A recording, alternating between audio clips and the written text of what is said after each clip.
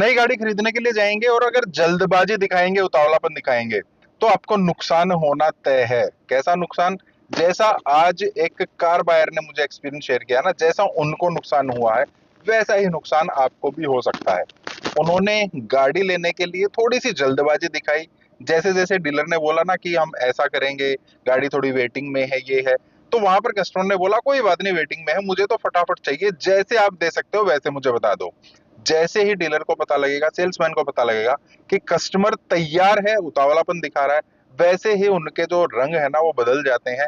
वो हर तरीके से आपको फंसाने की कोशिश करते हैं, और एक साथ नहीं फंसाएंगे, एक एक कदम पर आपको फंसाते चले जाते हैं।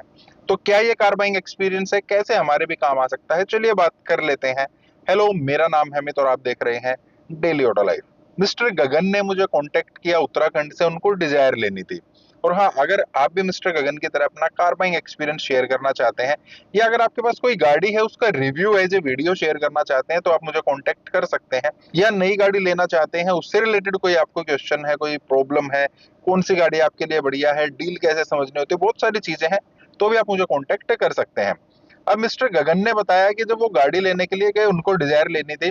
अब डिजायर हम सबको पता है काफी ज्यादा डिमांड में रहती है, और इस गाड़ी पर वेटिंग भी काफी है। नंबर 1, नंबर 2 इन जो स्पोर्ट्स पर है ना, ये गाड़ी हमेशा रहती है टॉप 10 गाड़ी बिकने के मामले में। अब गगन जी गए तो वहां पर डीलर ने बोला, जो सेल्स पर्सन था उसने बोला, सर अभी इस गाड़ी पर वेटिंग है, लगभग 1.5 से 2 महीने का आपको इंतजार करना पड़ेगा, उसके बाद गाड़ी आ जाएगी। मिस्टर गगन ने बताया कि मैंने उनको जल्दबाजी दिखा दी, मैंने उनको बोला यार 1.5-2 महीने का टाइम तो मेरे पास नहीं है, आप फटाफट बताओ गाड़ी कैसे दे सकते हो।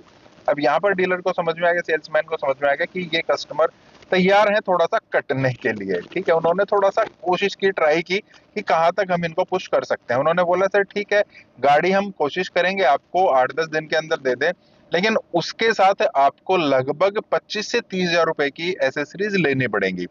अब यहाँ पर गगन जी ने बोला कोई बात नहीं, ठीक है, बाहर से मुझे काम कराना है, आप लोगों से ले लूंगा एसेसरीज, ठीक है आप मेरी गाड़ी मंगाओ।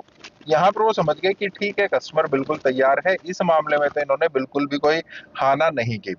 वहीं पर उन्होंने बोला 50 हजार रुपए से आप बुकिंग करा दीजिए। गगन जी ने 50 हजार रुपए दे भी दिए उनको, मतलब वैसे तो 11 हजार रुपए से बुकिंग होती है, 50 हजार दे दिए।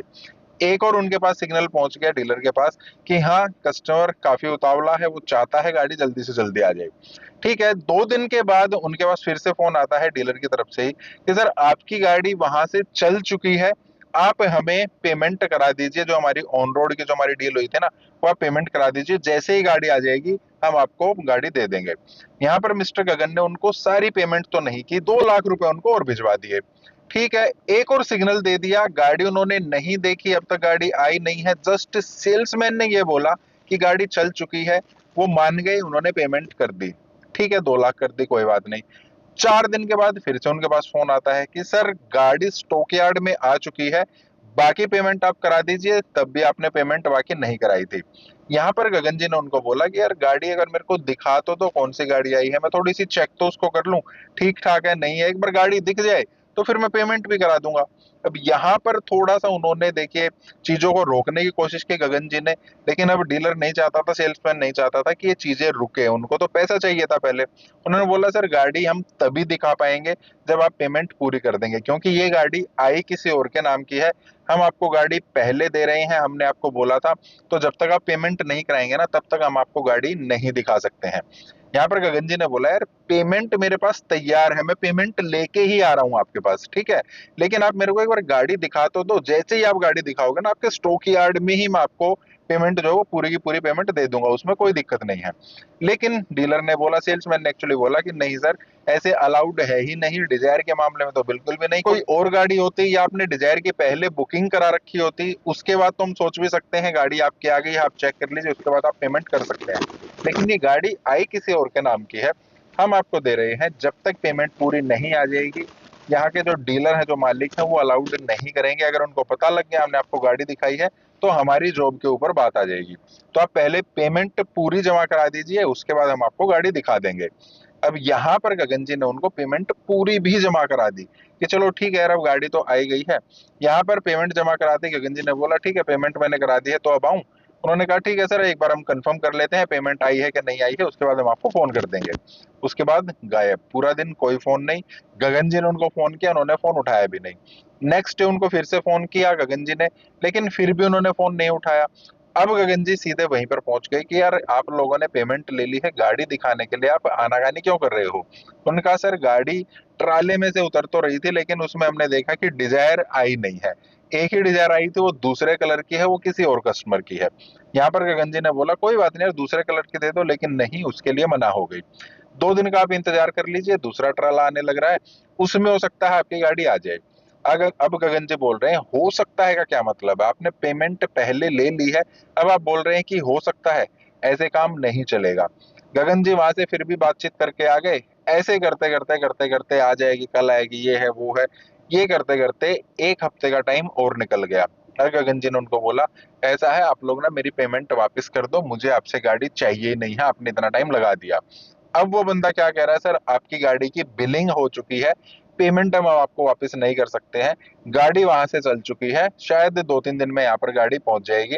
अब रिफंड करने का तो कोई मतलब ही नहीं बनता है, अगर रिफंड करेंगे तो उसमें फिर हमें कुछ डिडक्शन करना पड़ेगा, और इतना आपने इंतजार कर ही लिया है, कहीं और भी आप बुकिंग कराएंगे उसमें भी आपको टाइम लगेगा, ये है वो है करते करते उसने 2-4 दिन और निकाल दिए, लेकिन गाड़ी अब भी नहीं आई। गगन जी वहां बगैर बताए पहुंच गए, और वहां पर उन्होंने पता किया कि इनका स्टॉक यार्ड कहाँ पर है। स्टॉक यार्ड में पहुंचे, वहां पर 5-7 डिजायर खड़ी थी, और वहां पर स्टॉक यार्ड वाले बंदे से बात की कि ये डिजायर कब से खड़ी, तो उसने कहा 2-3 दिन पहले आ गई है।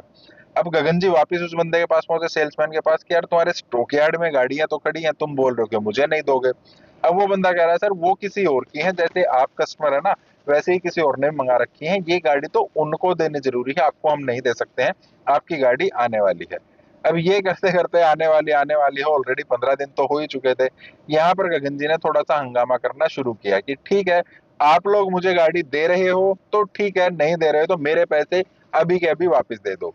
10 दिन से आप लोग मेरे पैसे दबाए बैठे हो, आप बोल रहे हो आ जाएगी कल आएगी, आप तो मेरे पैसे अपने अकाउंट में रख रहे हो और उसका इंटरेस्ट जो आप खा रहे हो। तो ये चीज पॉसिबल, मतलब ये एक्सेप्टेबल नहीं है। या तो गाड़ी दो या आप मेरी पेमेंट दो अभी के अभी, बाकी मुझे कुछ भी नहीं चाहिए। अब वहां पर थोड़ा सा हंगामा हुआ, बात थोड़ी सी ऊपर तक पहुंची, तो उनको समझ में आ गया कि आज कस्टमर या तो पैसे लेके जाएगा या गाड़ी लेकर जाएगा। पैसे तो वो देते ही क्यों, उन्होंने कहा कोई बात नहीं सर, आप आ जाइए, कल आपको गाड़ी दे देते हैं।